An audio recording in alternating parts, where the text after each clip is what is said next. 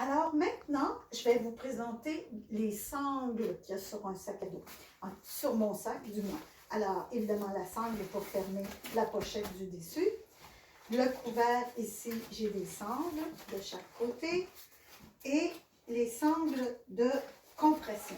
C'est très important que notre sac soit bien compressé. Alors, quand tout est là, on tire au maximum nos sangles de compression. C'est ce qui fait que le sac est plus confortable et que les objets à l'intérieur ne se promènent pas.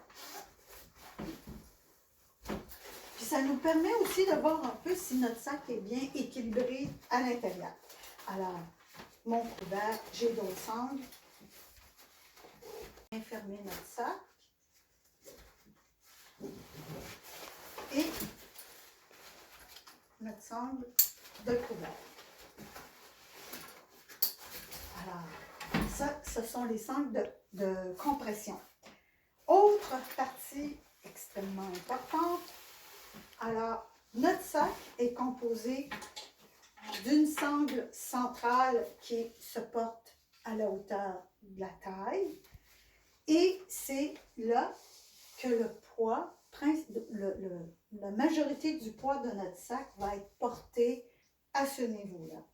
On a nos bretelles où on a aussi des sangles d'ajustement, une sangle au niveau de la poitrine qui aussi, dans la majorité des cas, puis c'est une caractéristique, en tout cas pour moi, qui est importante, qui s'ajuste. On peut la monter ou la descendre, puis voir où c'est plus confortable pour nous.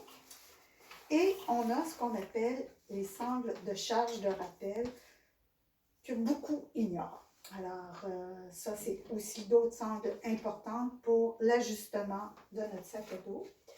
Et voici les sangles du sac. C'est bon.